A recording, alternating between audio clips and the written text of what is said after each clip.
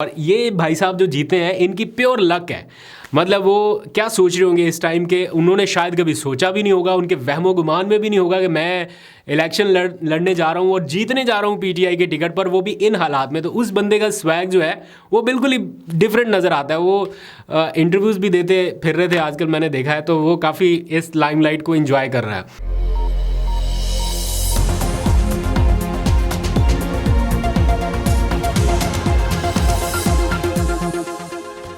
बिस्मिल्लाहिर्रहमानिर्रहीम, अस्सलाम वालेकुम। पाकिस्तान और दुनिया भर में देखने और सुनने वालों को अब्दुल कादिर का सलाम। रात के तकरीबन 1:30 बज चुके हैं और अभी भी कुछ लेटेस्ट अपडेट्स आ रही हैं, तो मैंने सोचा क्विकली इस इलेक्शन सेल से आपको जल्दी से अपडेट कर दूं। और वैसे भी जब से इलेक्शन के नताइज आ रहे हैं तब से कितने व्लॉग हो चुके हैं और हर व्लॉग में ये दिल चाहता है, बल्कि शायद ऑनवर्ड भी ये सिलसिला जारी रहे कि एक बार आप लोगों का शुक्रिया अदा किया जाए। जिस तरह से आप लोगों ने इस पूरे इलेक्शन प्रोसेस में हिस्सा लिया है उसने कमाल कर दिखाया। मतलब पहली मर्तबा पाकिस्तान की तारीख में लोगों को ये एहसास हुआ कि उनका वोट जो है वो वाकई में ताकत रखता है। वो बड़े बड़े लोगों के दावे जो हैं उनको गलत साबित कर सकता है, बड़े बड़े बुर्ज उलट सकता है। कुछ लोगों के पसीने अभी तक खुश्क नहीं हो रहे। ठीक है, विक्ट्री स्पीच भी हो गई, बट उससे क्या होना है, असल चीज़ तो अभी बाकी है। मैं सिर्फ ये सोच रहा था कि अभी इमरान खान साहब को इन ज़मीनी हक़ाइक़ का इल्म नहीं होगा, क्योंकि उनकी मुलाकात नहीं हो सकी अपने लोगों से, तो उनको नहीं पता होगा कि बाहर की दुनिया में उनके वोटर्स ने क्या कमाल कर दिखाया है। जैसे ही उनकी मुलाकात होगी तो आप इमेजिन करें कि आप पर वो कितना प्राउड फील करेंगे या कितना वो खुश होंगे कि उनके वोटर्स ने ना सिर्फ उनका मान रखा बल्कि उनके कहने पर वो कर दिखाया जो बहुत सारे लोग सोचते थे कि नहीं होगा। तो इमरान खान कितना खुश होंगे आपसे, ये 1-2 दिनों में पता चल जाएगा। Surely he must be proud of you all. उसके ऊपर भी कुछ देर में बात करेंगे, लेकिन असल मुद्दा ये है कि अब तकरीबन 32 घंटे मुकम्मल होने वाले हैं इंतखाबात में पोलिंग का वक्त ख़त्म हुए, और अभी भी तकरीबन 25 या 27 के करीब पोलिंग स्टेशन ऐसे हैं, कौमी असम्बली के हल्के ऐसे हैं जहां से रिजल्ट का इंतज़ार किया जा रहा है। वो कहाँ गई डेडलाइन चीफ इलेक्शन कमिश्नर साहब की कि 30 मिनट के अंदर अंदर आरओज़ ने इलेक्शन ना दिया तो मुअत्तल कर दूंगा? क्या उसके बाद अभी तक कोई एक प्रेस रिलीज आपके सामने आई कि किसी एक आरओ को मुअत्तल किया हो इस वजह से कि इलेक्शन का नतीजा नहीं आया? तो ऐसा लग रहा है कि पता नहीं कोई पैदल लेके चल पड़ा है ये सारे नताइज। वैसे तो ये क्विकली आ जाने चाहिए थे, या पता नहीं शायद आप लोगों ने इतने वोट डाल दिए कि दूसरे दिन भी अभी रिजल्ट जो है वो बदल नहीं पा रहे, या जिस तरह से वो चाह रहे हैं उस तरह से हो नहीं पा रहा। तो बड़ा टफ टाइम दिया हुआ है आप लोगों ने। बहरहाल इस वक्त जो असल मुकाबला है वो मुस्लिम लीग नून और पीपल्स पार्टी के दरमियान है। जी हाँ, असल मुकाबला इसलिए कह रहा हूँ क्योंकि पीटीआई बहुत आगे निकल गई है। इंडिपेंडेंट कैंडिडेट्स जो है वो अब काफ़ी आगे हैं, तो उनको टच करना या उनको बीट कर पाना इस वक्त मुश्किल होगा। हाँ, वैसे 25-27 हल्के रहते हैं, होने को आखिरी मोमेंट पे कुछ भी हो सकता है, बट एट द मोमेंट ये थोड़ा मुश्किल लग रहा है। तो वैसे तो इलेक्शन कमीशन आरओज़ के दिए हुए इंतखाबी नताइज जो हैं उनका ऐलान कर रहा है। बेसिकली जब इमरान खान ने ये टर्म दी थी ना, आरओ इलेक्शन हुआ, तो दैट मीन्स कि ये है आरओ इलेक्शन, जो कि सारे रिजल्ट्स को एक साइड पे रखे एक बंदा फर्द वाहद रिटर्निंग अफसर ये डिसाइड करे कि नहीं, ये फॉर्म 45 एक साइड पे करो, इनमें जितने भी वोट हैं इनको साइड पे करो, मैं अपना रिजल्ट तैयार करता हूँ, और वो साइन करके जो पेपर देता है form 47, that is called RO election. तो अभी इस टाइम फिलहाल तो वही सारी सीरीज चल रही है कि आरओ का जो इलेक्शन है वो आगे बढ़ रहा है। But the point is this के जो फॉर्म 45 हैं, जो कि एविडेंस हैं, जो लोग अपने हाथों में लेके बैठे हुए हैं, उसका क्या करना है? फॉर्म 45 को तो आप नहीं झुटला सकते, असल चीज़ तो वो होती है, उसको क्वेश्चन नहीं किया जा सकता। हाँ, आरओ की तरफ से जो भी लिखा गया है उसको अदालत में ज़रूर क्वेश्चन किया जा सकता है। तो इसलिए जितने भी उम्मीदवार इस टाइम ज़ोर ज़बरदस्ती से आपको बताए जा रहे हैं कि हरा दिए गए हैं, उनके पास सारे फॉर्म 14 मौजूद हैं और वो मुतमईन लेके बैठे हुए हैं कि जिस दिन ये अदालत के सामने प्रेजेंट करेंगे वहीं पे काउंटिंग का ऑर्डर होगा, वहीं पे सारा कुछ होगा, तो ये चीज़ें रिवर्स होना शुरू होंगी। बहरहाल उसमें टाइम ज़रूर लगेगा, but PTI is hopeful at the moment. जो फॉर्म 45 हैं जिनकी बेस पे सारा रिजल्ट कंपाइल होता है, उन फॉर्म 45 की बेस पे पीटीआई क्या अज्यूम कर रही है कि उनके इंतखाबी नताइज इलेक्शन कमीशन की जानिब से जारी किए गए इंतखाबी नताइज से कितने मुख्तलिफ हैं, वो मैं आपके सामने रख देता हूँ। ये पीटीआई के ऑफिशियल जारी करदा नताइज हैं जो कि फॉर्म 45 के मुताबिक है, कोई अपनी तरफ से एग्जैजरेट किया हुआ नहीं है, वो मैं बता देता हूँ जल्दी से।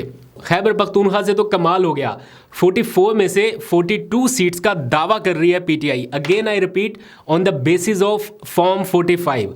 फिर पंजाब से 139 नशिस्तों में से 115 नशिस्तें क्लेम कर रही है पीटीआई, यहाँ पर भी आगे है। फिर सिंध की 61 में से 16 नशिस्तें पीटीआई जीतने का दावा कर रही है। यहाँ पर थोड़ा जलवा पीटीआई का कम रहा, साई सरकार वहाँ पे छाई रही है। और बलूचिस्तान से 16 में से 4 नशिस्तों का दावा किया जा रहा है, again on the basis of form 45। लेकिन सिंध में काफ़ी कम रहा, पीटीआई का जो वोट बैंक था 61 में से सिर्फ 16 नशिस्तें हासिल कर सकी है। तो वहाँ से आलमगीर खान है जो फिक्सिट के बानी है, उनका मैं एक वीडियो देख रहा था। वो बेचारा इतना परेशान आदमी है इस टाइम, मतलब इन अ सेंस कि उसके साथ बहुत ही बुरा हुआ। उसने जो वोट लिए वो 1,11,000 है, 1,11,000 समथिंग कुछ है वोट उसके। लेकिन जो आरओ ने दिखाए हैं, आरओ साहब ने अपना ही नतीजा जो बनाया है उसके अकॉर्डिंग वो कह रहे हैं कि इनको मिले हैं 1100 वोट। मतलब आलमगीर खान ने अगर इसको पीटीआई की हिमायत ना भी हो तो इसने इतना तो कम से कम वहाँ पे काम कर रखा है कि इसको 50-60 हज़ार वोट या 30-35 हज़ार वोट तो आराम से पड़ सकते थे। तो उस आदमी को जो कि पीटीआई का बैक्ड कैंडिडेट है उसको 1100 वोट पड़ना पूरे हल्के में से, ये इतना भोंडा मजाक है कि इसकी जितनी भी मजम्मत की जाए उतनी कम है। तो वो बेचारा कह रहा है कि मेरा 1 लाख वोट जो है वो निकाल गया, 1,10,000 के पता नहीं कितना वोट निकाल दिया, सिर्फ 1100 वोट मुझे बताए गए कि मुझे मिले हैं। वो कह रहा है मुझे एक पोलिंग स्टेशन से भी हज़ारों वोट मिले हैं जो फॉर्म 45 के नताइज मेरे हाथ में है, वो भी लेके बैठे हुए हैं। अच्छा, लेकिन जो इस सारे मामले में सबसे दिलचस्प नतीजा जो मुझे लगता है, मतलब मैं जब भी देखता हूँ मुझे बड़ा एक अजीब सा वो फील होता है, मतलब हैरानगी भी होती है, ताज्जुब भी होता है, और चेहरे पे ऐसे स्माइल सी आ जाती है जब मैं देखता हूँ उनको, कासिम साहब को, राना कासिम साहब को, जो मुल्तान से हैं और गालबन वो तीसरे कैंडिडेट थे जहांगीर तरीन के मुकाबले में, या शायद चौथे थे, correct me if I am wrong, जिनको आखिरी दिनों में कि 1 या 2 दिन पहले उनका टिकट उनको दिया गया, क्योंकि एक कैंडिडेट जो जहांगीर तरीन के मुकाबले में मेन था वो हटा दिया गया, दूसरा कैंडिडेट था उसको भी फारिग कर दिया गया, फिर या तीसरे थे या चौथे थे जिनको आखिरी मोमेंट पे टिकट दिया गया। तो फिर भी जहांगीर तरीन साहब नहीं जीत सके, और ये भाई साहब जो जीते हैं इनकी प्योर लक है।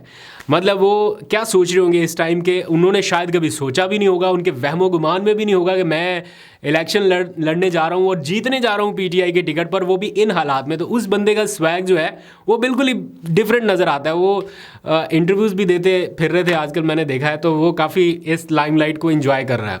तो बहरहाल ये है पीटीआई पावर, मतलब एक आम से बंदे को भी उन्होंने कौमी असम्बली का टिकट डायरेक्ट थमा दिया, पहुंच गए वो कौमी असम्बली में।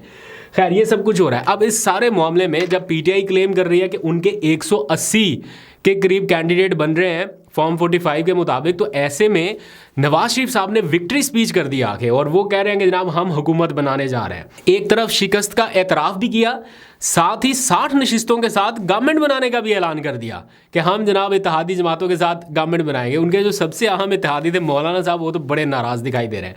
क्यों है वो मैं बताता हूँ, लेकिन ज़रा आप एक इंटरेस्टिंग फैक्ट यहाँ पे देखिए कि जब रजीम चेंज ऑपरेशन हुआ, शहबाज शरीफ साहब ने हुकूमत संभाल ली, तो नवाज शरीफ साहब अभी इन दिनों, ये पिछले चंद दिनों की बात है, वो बता रहे थे कि मैं लंदन में था और मैंने शहबाज साहब को कहा कि शहबाज साहब हुकूमत ना लेना। फिर मैंने इनको कहा कि अगर आपने हुकूमत ले लिया है तो छोड़ दो। उस वक्त पीएमएलएन की कौमी असम्बली में 84 नशिस्तें थीं।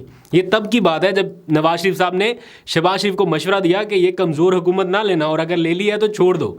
तो वो कहते हैं कि इस्तीफ़े के लिए वो भी तैयार हो गया था, सारा कुछ स्क्रिप्ट भी रेडी था, तकरीर भी लिख रही थी, हम तो मुस्ताफ़ी होने जा रहे थे, लेकिन इमरान खान की धमकी की वजह से रुक गए।